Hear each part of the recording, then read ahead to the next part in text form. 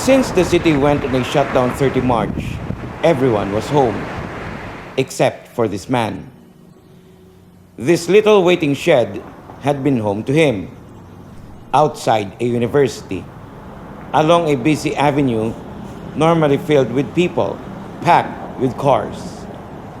Boy, ano kaya ngalan mo? Damo kilala di sa imo sa Lasal si Boy Boy. Ang tuod, sir? Many know him as Boy Boy, the barker and cigarette vendor. But his real name is... Ako nga pala si Ernesto Mendoza Padilla Jr.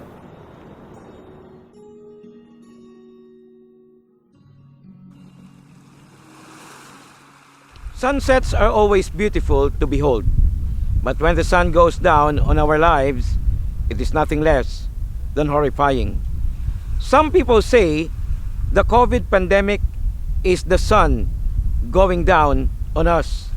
Some say it is also a product of our sins. This is week number 3, enhanced community quarantine in Bacolod City. Join us on a journey as we take a look at the lives of people under lockdown, or have they locked out?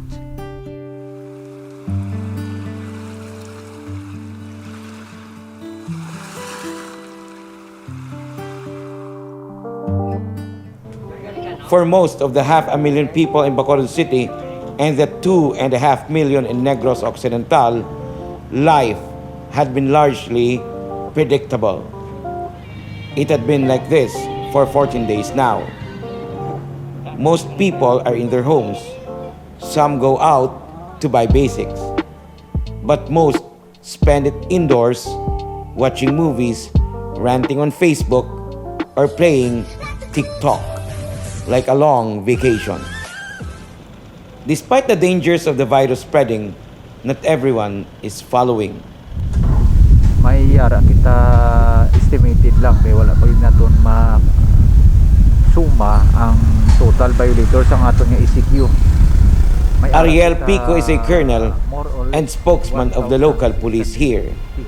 He says Bacolod has the highest number of arrested curfew violators in the first 2 weeks of the quarantine.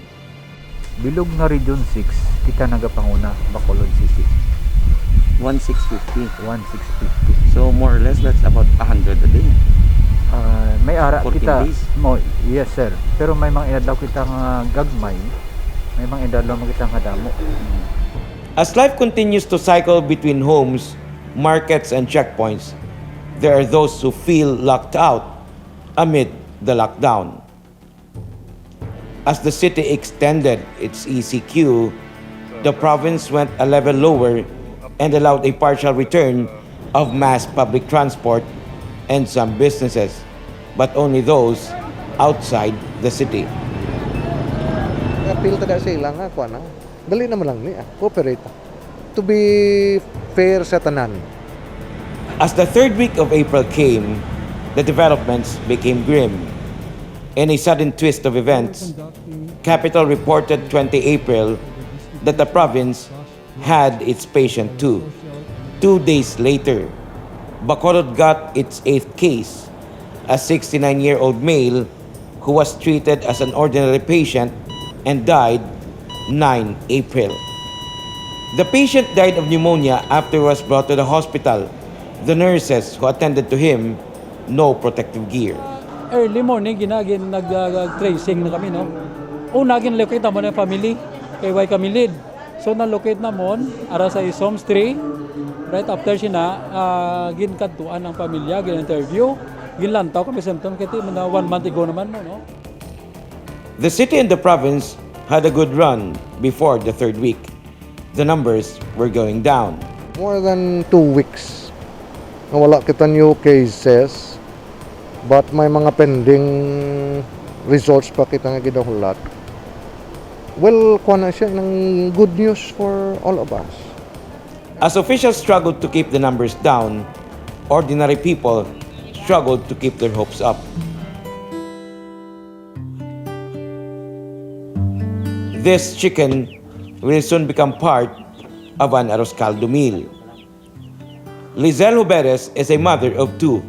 She says The special meal will be for his son's birthday this coming August. This is the sub-village of 5A in the farming village of Alangilan. This is the house where Lizelle or Neneng lives with her 2 sons. They use water from an open well for cooking and cook it on a makeshift stove using wood gathered around their house. Nang kasige man akong panglabada ko. Din kaga panglabada. Da lang sa may gudindit da sa buro. Neneng does the laundry for a family in a nearby residential subdivision. She says she earns 700 pesos a week doing laundry for this family. 700. Adlaw-adlaw kagid kay subong. Hindi. Sang wala pa ni lockdown. Sa isa ka semana, 4. Life has almost been the same before and during the quarantine. Di paano ka mo napektuhan sang lockdown? Nagbudlay o naghapos ka buhay nyo? Ano? Doon man dyan. Ngaman. Ngaman dyan po. Makakaon man. Whatever Neneng earns, she spends mostly for food. Di ang 700, una gid niya nga baklon bugas gid. Ay, bugas. Kay bigla yung bugas. Basta nula lang sudan gas na bugas. Out of the 700 pesos, Neneng buys 5 kilos of rice, about 200 pesos, half a kilo of chicken ribs, at about 43. This is the cheapest cut. Cooking oil, soy sauce, and other needs. Ang 700 na may makabili na sa 100. Amo na sa nila budget. Kundi tigra pa nga yung ilang bakal-bakal sa Changi. Whatever remains, she saves it up for the needs of her children, for the opening of classes, if the classes open. Halin sang lockdown, may nabaton ka mga bulig wala? Amo lang itong food pack, kaisa ka lang. Food pack din halin? Sa barangay man. Sa barangay. Anong unod to, ne? Bugas, 5 ka kilo. Pag noodles man nga 5, dilatas man nga 5. It was the second week of the quarantine when we interviewed Lizelle, and she says she got only 1 food pack so far. This is food subsidy from the local government. Amid claims by a Kadamay member that 6,000 is not enough for a family's needs in a month, Lizelle says for her, it is enough already. Ang size meal, kung may size meal ka nga ayuda, kulang na o insakto na? Kung mag-abot na biyang halin sa DSWD? Inugba ka lang guro bugas, akto naman ako sa bibo. Pero kung may sobra, amo na ipang bakal ko di gamit. If she gets that amount, she says, what she wants to buy are a new cooking pot, a kettle, and a pail. Even Greg Gasataya, congressman of the city, has seen how hard life is on the ground. Sakit gid, no? Meaning batagan mo gid ang gutom sa aton nga mga kauturan. Batagan mo nga ang iban wala labot sa kalanon, may nagamalasakit pa. So dako-dako ni siya nga butang gid nga dapat bulurigan naton tanan-tanan address. No? Suicides have been reported in the province on week 2 of the quarantine. A psychologist says, however, it cannot be said for certain it is because of the ECQ. Sunsets are predictable.